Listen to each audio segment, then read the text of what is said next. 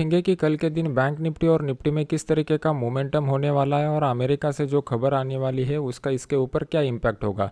तो सबसे पहले स्टार्ट करते हैं निफ्टी का एनालिसिस। अभी आपके सामने मैंने जो चार्ट लगाया हुआ है वो निफ्टी का चार्ट लगाया हुआ है। निफ्टी के अगर डेली चार्ट का हम लोग एनालिसिस करते हैं तो डेली चार्ट के एनालिसिस में मैंने आपको ऑलरेडी बता दिया है कि मार्केट जो है वो अभी एक लॉन्ग टर्म के कंसोलिडेशन की फेज़ में बना हुआ है।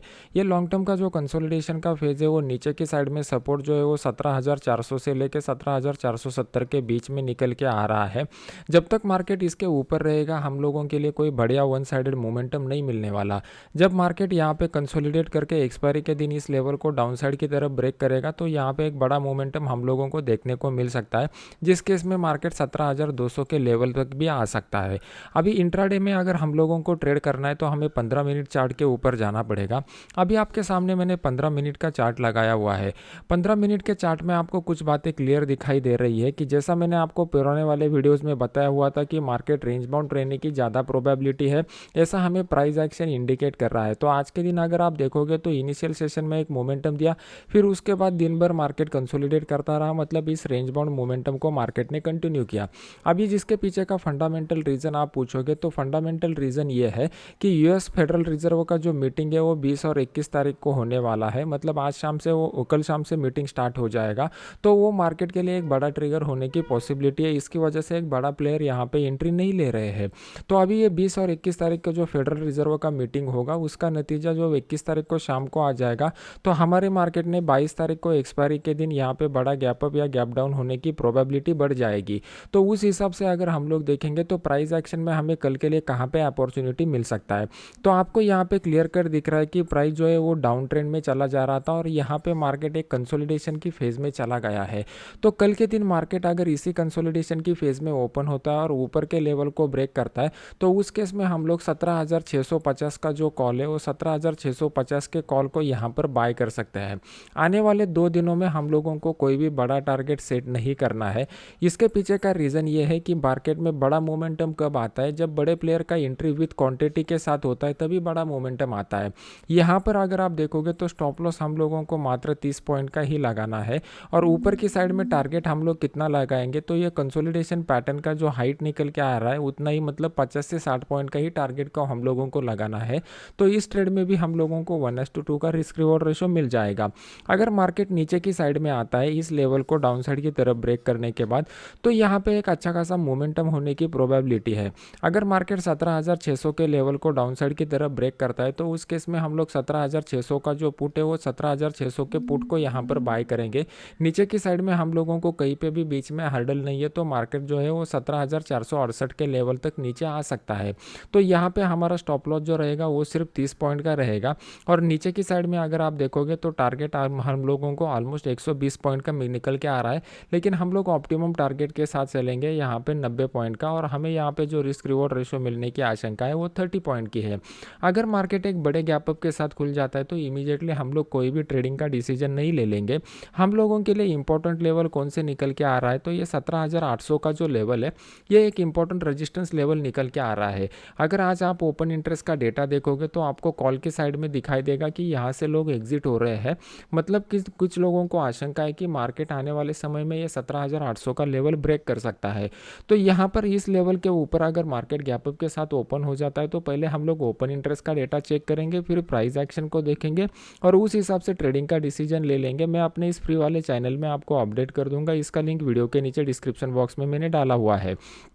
अगर मार्केट जो है वो मार्केट डायरेक्टली गैप डाउन खुल जाता है तो हमारे लिए एक बढ़िया ट्रेडिंग अपॉर्चुनिटी मिल सकता है, क्योंकि नीचे की साइड में अगर आप देखोगे तो नीचे की साइड में मार्केट ने एक बहुत बढ़िया बेस बना के रखा हुआ है, लेकिन ये बेस थोड़ा ब्रॉडर है। तो ब्रॉडर बेस में हम लोगों का स्टॉप लॉस बढ़ जाता है तो हम लोग यहाँ पर प्राइस एक्शन बनने देंगे और प्राइस एक्शन के बाद इस हाई को अगर मार्केट ब्रेक करता है तो इस लो का हम लोग स्टॉप लॉस निकालेंगे और उस स्टॉप लॉस के साथ यहाँ पे ऊपर की साइड में 17,600 का जो लेवल है ये हमारे लिए टारगेट की तरह काम कर सकता है। तो इस केस केस में हम लोग क्या करेंगे, 17,450 का जो कॉल है वो 17,450 के कॉल को यहाँ पर बाय करेंगे। यहाँ पे हमारा स्टॉप लॉस जो रहेगा वो स्टॉप लॉस मात्र 25 से 30 पॉइंट का रहेगा, और ऊपर की साइड में टारगेट जो रहेगा वो टारगेट 17,600 के लेवल के करीब का टारगेट रहेगा। 17,590 के करीब जब मार्केट आ जाएगा तो वहाँ पे ओपन इंटरेस्ट का डेटा देख के हम लोग ट्रेडिंग का डिसीजन ले लेंगे कि टारगेट को ट्रेल करना है या फिर वहाँ पे प्रॉफिट बुक करना है। अगर मार्केट बहुत ही बड़े गैप डाउन के साथ ओपन हो जाता है या बहुत ही बड़े गैप अप के साथ ओपन हो जाता है तो इमीडिएट ट्रेड मत कीजिए, प्राइस एक्शन और ओपन इंटरेस्ट के डेटा को देख के डिसीजन ले लेंगे। अभी देख लेते हैं कि बैंक निफ्टी में किस तरीके का सिनेरियो बन रहा है और बैंक निफ्टी में हमें कौन सा बेस्ट ट्रेडिंग अपॉर्चुनिटी मिलेगा। बैंक निफ्टी अगर आप देखोगे तो ओपन होने के बाद ऊपर चला गया, फिर वहाँ से नीचे आ गया, तो मतलब बैंक निफ्टी में भी कुछ खास मोमेंटम नहीं हुआ आज के दिन। आज के दिन यूके मार्केट बंद था, इसकी वजह से 12:30 बजे के बाद कोई बढ़िया मोमेंटम नहीं आया। यूरोपियन मार्केट चालू थे लेकिन इतना बढ़िया वोलेटिलिटी वहाँ पे भी नहीं था, और यूएस मार्केट जो था वो यूएस मार्केट में डाउ जोन्स पर्टिकुलरली आज अच्छा मोमेंटम नहीं दिखा रहा था, क्योंकि यहाँ पे जो फेडरल रिजर्व का नतीजा आने वाला है मार्केट उसका वेट कर रहा है। तो यहाँ पर अगर आप देखोगे तो हमारे लिए जो 41,154 का जो लेवल निकल के आ रहा है ये बहुत ही क्रूशियल लेवल निकल के आ रहा है, क्योंकि इस लेवल को अगर आप देखोगे तो मार्केट ने मल्टीपल बार रिस्पेक्ट किया हुआ है। तो जब तक मार्केट इस लेवल के आजू बाजू में रहेगा हम लोगों को वेट एंड वॉच मोड पे रहना प्रेफर करना पड़ेगा। कल के दिन मार्केट जो है इस लेवल को अपसाइड की तरफ ब्रेक करता है तो उस केस में हम लोग 41,100 का जो कॉल है वो 41,100 के कॉल को यहाँ पर बाय करेंगे। इसका हमारा पहला टारगेट जो रहेगा वो 41,180 का पहला टारगेट रहेगा।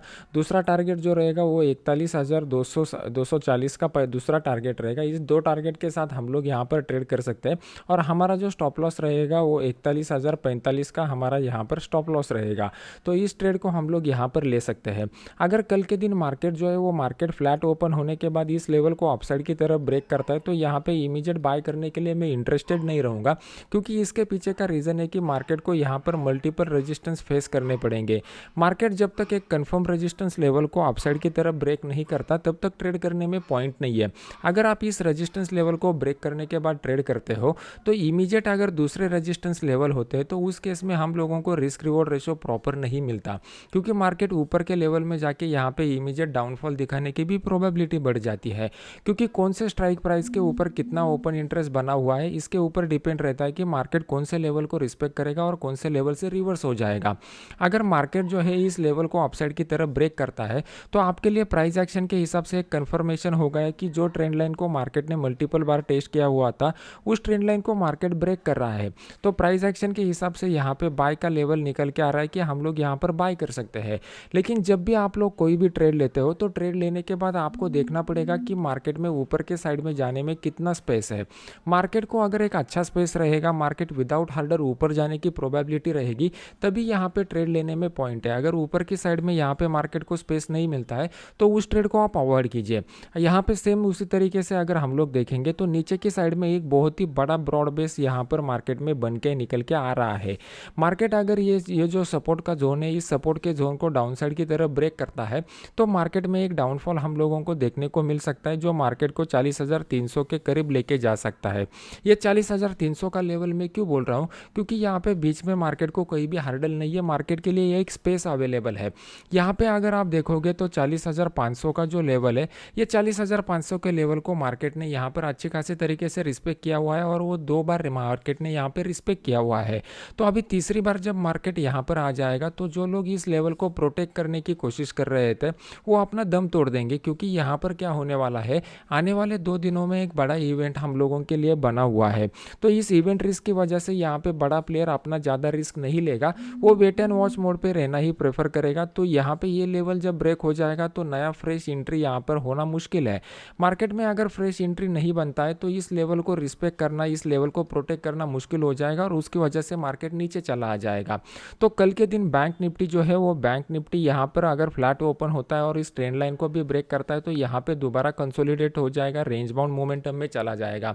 ये जो ऊपर की साइड में 41,154 का लेवल है ये ब्रेक होने पर ही हम लोग ट्रेड करेंगे। नीचे की साइड में कुछ बढ़िया ट्रेडिंग का अपॉर्चुनिटी मुझे फिलहाल के लिए दिख नहीं रहा है। अगर मुझे दिख जाता है तो मैं अपने इस फ्री वाले टेलीग्राम चैनल में आपको अपडेट कर दूंगा। आपको अगर ये वीडियो अच्छा लग रहा है तो इसको लाइक कीजिए और अपने यूट्यूब चैनल को सब्सक्राइब करके बेल आइकॉन का बटन दबा दीजिए। तो मिलते हैं नेक्स्ट एजुकेशनल वीडियो में। Thank you very much.